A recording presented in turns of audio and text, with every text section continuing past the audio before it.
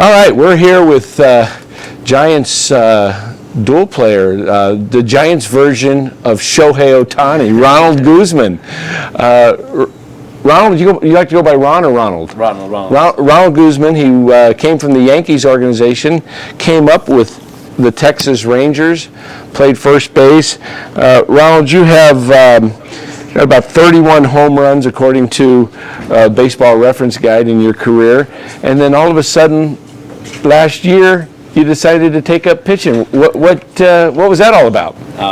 So in 2020, I was down in Texas squad with the Rangers, and we were messing around. It was like a light day, and the scoreboard was on.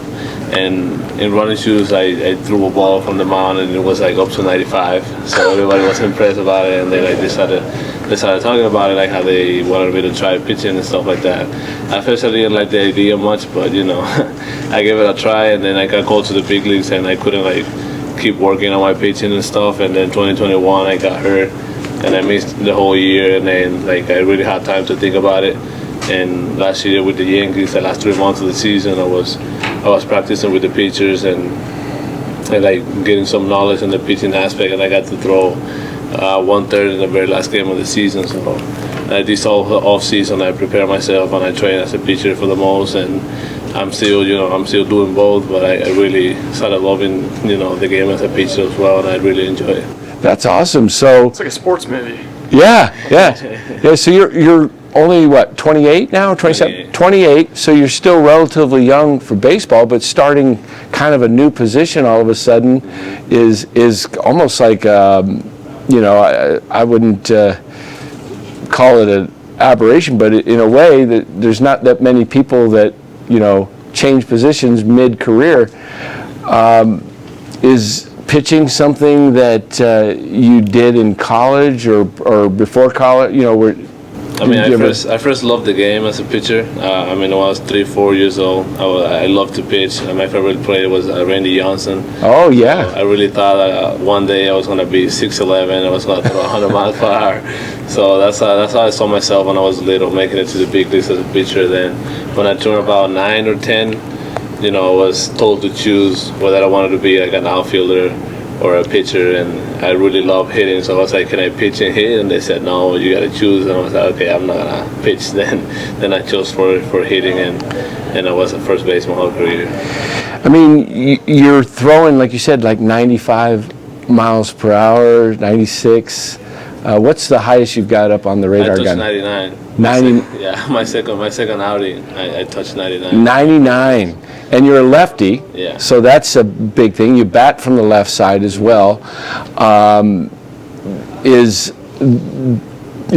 Being kind of relatively new at pitching, did you have anybody that was on the staff with the Yankees or with Texas that said, hey, kind of mentored you or gave you some tips? I tried to get a lot of knowledge from players last year. Graham Johnson was a pitching coach.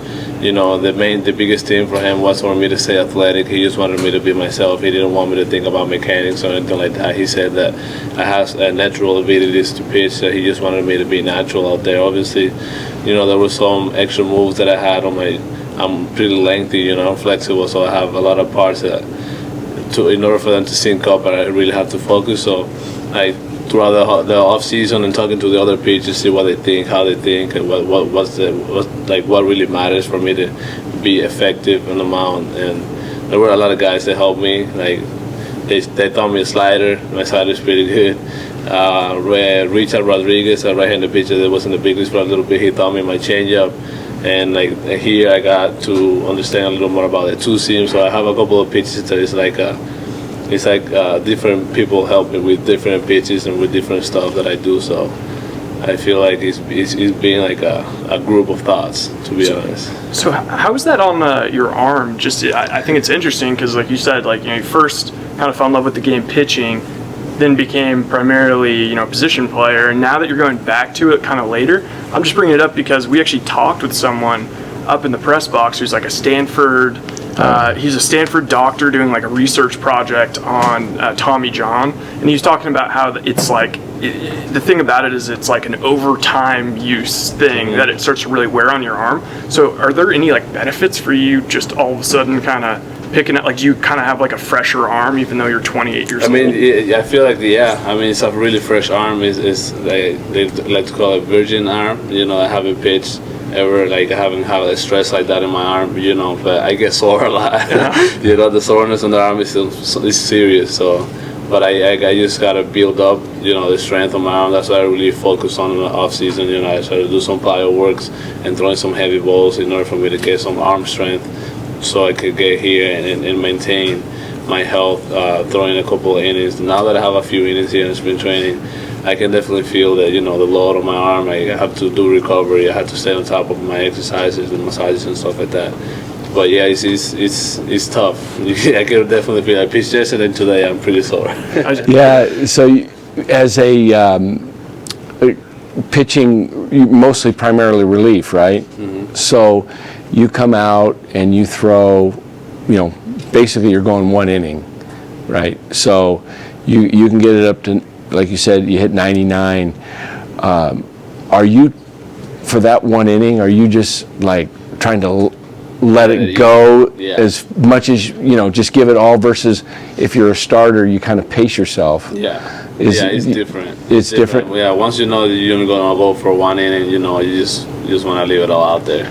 Yeah, you prepare yourself for 2 or 3 days. You prepare yourself on the mound and like warming up and stuff just to gear it up for 3 batters. So you're gonna leave it all out there. Yeah.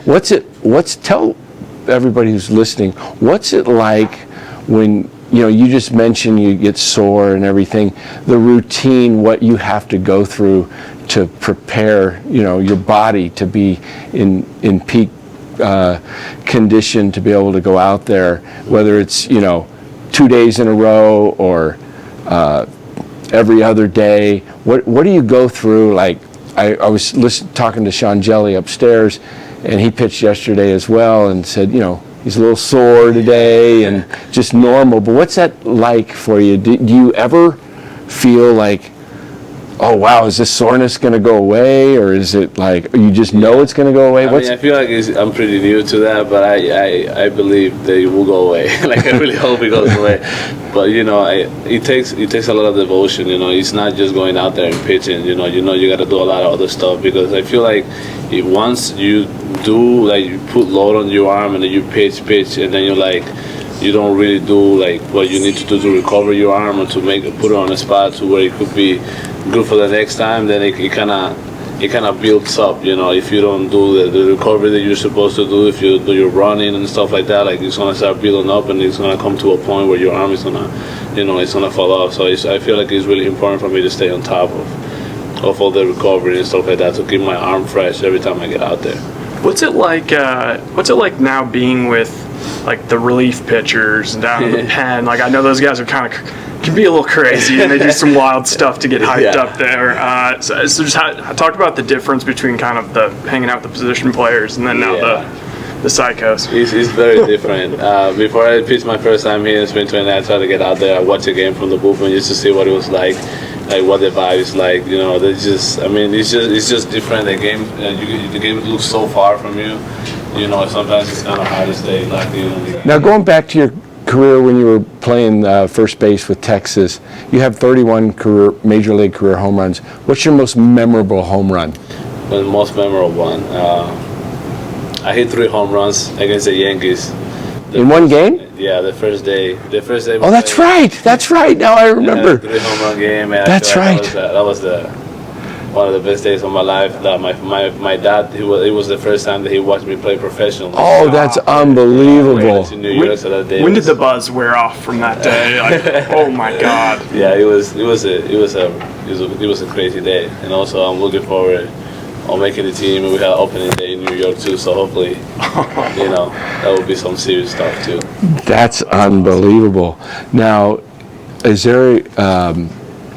Do you follow any other sports like that you're a big fan of? I mean, I like to watch some stuff, but I'm not like really big fan, like deep into it. I'd love to see you take Jelly in the post in basketball. Oh yeah, you're 6'5" versus 6'11". Oh, you're what, 6'7"? No, 6'5". 6'5". Oh wow. Yeah, you look a little taller. Yeah, I know. I have long legs. Yeah, I look like I'm taller, but I mean, I like basketball. I like I like kickboxing. Oh, cool. I like to watch boxing. I like to watch basketball. I watch a little bit of football, but I don't really like buy into like sports like that. I don't really pay attention that much. I try to focus on myself. Yeah. Well, Ron, Ronald, I'm sorry I called you. My brother's name is Ronald, but he goes by Ron. So, but thank you for your time, and we wish you all the best success, and hope to see you up in San Francisco sometime. All right. Thank you. Good luck, man. Yeah. Thank you. Appreciate it. Thank you. All right. We got.